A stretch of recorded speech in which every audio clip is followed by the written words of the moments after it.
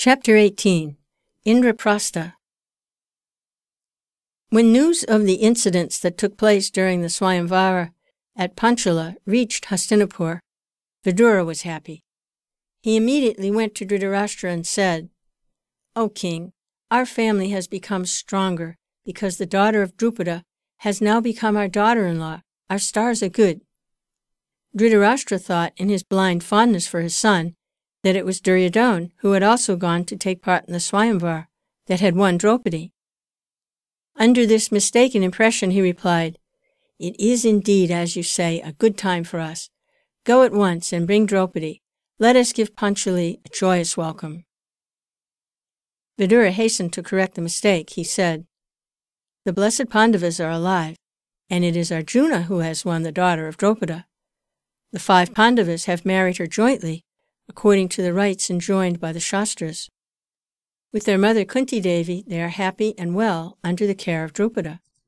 At these words of Vidura, Dhritarashtra felt frustrated, but concealed his disappointment. He said to Vidura with apparent joy, "O Vidura, I'm delighted at your words. Are the dear Pandavas really alive? We have been mourning them as dead. The news you have now brought is balm to my heart. So the daughter of Drupada has become our daughter-in-law. Well, well, very good." Duryodhana's jealousy and hatred redoubled when he found that the Pandavas had somehow escaped from the wax palace, and after spending a year incognito, had now become even more powerful on account of the alliance with the mighty king of Panchala. Duryodhana and his brother Dushasan went to their uncle Sakuni and said in sorrow, "Uncle, we are done. We have been let down by relying on Parochana. Our enemies, the Pandavas, are cleverer than ourselves, and fortune also seems to favor them. Drishtadyumna and Shikandi have become their allies. What can we do?" Karna and Duryodhana went to the blind Dhritarashtra, and Duryodhana said, "You told Vidura that better days were ahead of us. Is it good time for us that our natural enemies, the Pandavas, have so waxed in strength that they will certainly destroy us? We could not carry out our plot against them, and the fact that they know about it is an added danger. It has now come to this: either we must destroy them here and now, or we shall ourselves perish. Favor us with your counsel in this matter." Dhritarashtra replied, "Dear son, what you say is true. We should not, however, let Vidura know our mind. That was why I spoke to him in that manner. Let me now hear your suggestions as to what we should do." Duryodhana said, "I feel so distracted that no plan occurs to me. Perhaps we may take advantage of the fact that these Pandavas are not born of one and the same mother, and create enmity between the sons of Madri and those of Kunti. We can also try to bribe Drupada into joining our side. That he has given away his daughter in marriage to the Pandavas will not stand in the way of our making him an ally. There is nothing that cannot be accomplished by the power of wealth." Karna smiled and said, "This is but futile talk." Duryodhana continued, "We should somehow make sure that the Pandavas do not come here and demand of us the kingdom that is now in our possession. We may commission a few Brahmins to spread convenient rumors in Drupada's city, and severally tell the Pandavas that they would meet with great danger if they were to go to Hastinapur. Then the Pandavas would fear to come here, and we should be safe from them." Karna replied, "This too is idle talk. You cannot frighten them that way." Duryodhana continued, "Can we not create discord among the Pandavas by means of Draupadi? Her polyandrous marriage is very convenient for us. We shall arouse doubts and jealousies in their minds through the efforts of experts in the science of erotics. We shall certainly succeed. We can get a beautiful woman to beguile some of the sons of Kunti and thus make Draupadi turn against them. If Draupadi begins to suspect any of them, we can invite him to Hastinapur and use him so that our plan prospers." Karna laughed this also to scorn. He said, "None of your proposals is any good. You cannot conquer the Pandavas by stratagems. When they were here and were like immature birds with undeveloped wings, we found that we could not deceive them.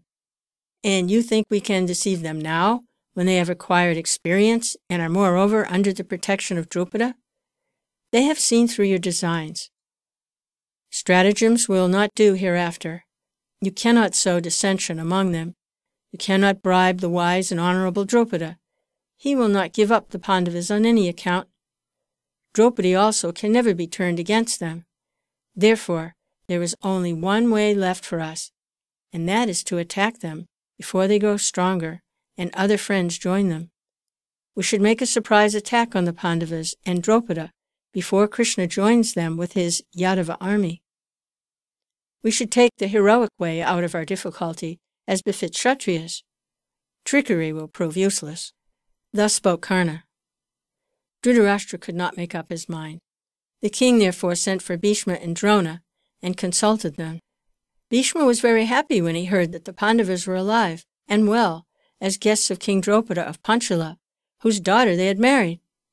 Consulted on the steps to be taken, Bhishma, wise with the ripe knowledge of right and wrong, replied, "The proper course will be to welcome them back and give them half the kingdom. The citizens of the state also desire such a settlement. This is the only way to maintain the dignity of our family. There is much loose talk, not credible to you, about the fire incident at the wax house. All blame, even all suspicion, will be set at rest if you invite the Pandavas and hand over half kingdom to them. This is my advice." Drona also gave the same counsel and suggested sending a proper messenger to bring about an amicable settlement and establish peace. Karna flew into a rage at this suggestion. He was very much devoted to Duryodhana, and he could not at all bear the idea of giving a portion of the kingdom to the Pandavas. He told Dhritarashtra, "I am surprised that Drona, who has received wealth and honors at your hand, has made such a suggestion. A king should examine critically the advice of his ministers before accepting or rejecting it." At these words of Karna, Drona, his old eyes full of anger, said, "O wicked man, you are advising the king to go on the wrong path. If Dhritarashtra does not do what Bhishma and myself have advised, the Kauravas will certainly meet with destruction in the near future." Then Dhritarashtra sought the advice of Vidura, who replied, "The counsel given by Bhishma, the head of our race, and Drona, the master, is wise and just, and should not be disregarded. The Pandavas are also your children, like Duryodhana and his brothers. You should realize that those who advise you to injure the Pandavas are really bent upon the destruction of the race. Drupada and his sons, as well as Krishna and the Yadavas, are staunch allies of the Pandavas. It is impossible to defeat them in battle. Karna's advice is foolish and wrong. It is reported abroad that we tried to kill the Pandavas in the wax house, and we should first of all try to clear ourselves of the blame. The citizens of the whole country are delighted to know that the Pandavas are alive, and they desire to see them once again. Do not listen to the words of Duryodhana.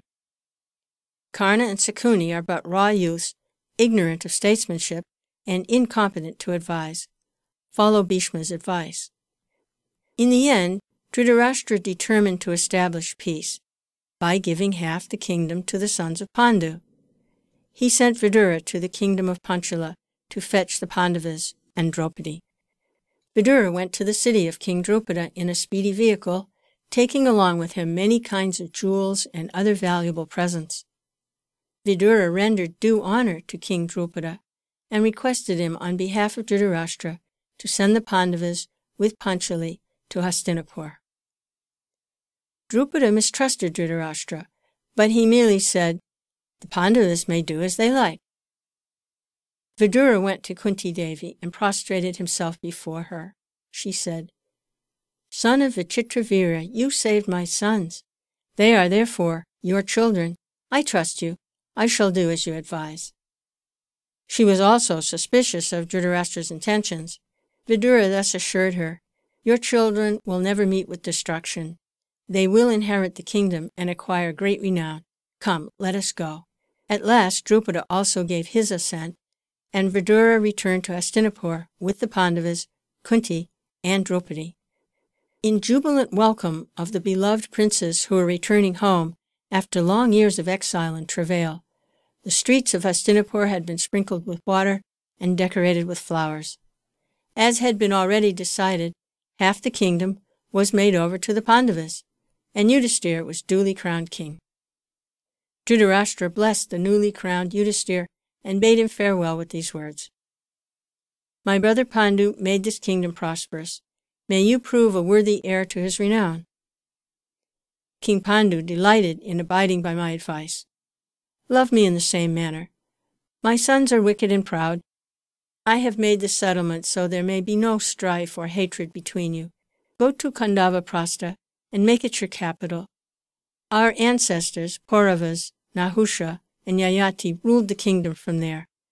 That was our ancient capital. Re-establish that and be famous." In this manner, Dhritarashtra spoke affectionately to Yudhisthira. The Pandavas renovated that ruined city, built palaces and forts, and renamed it Indraprastha. It grew in wealth and beauty and became the admiration of the world. The Pandavas ruled there happily for 36 years with their mother and Draupadi, never straying from the path of Dharma.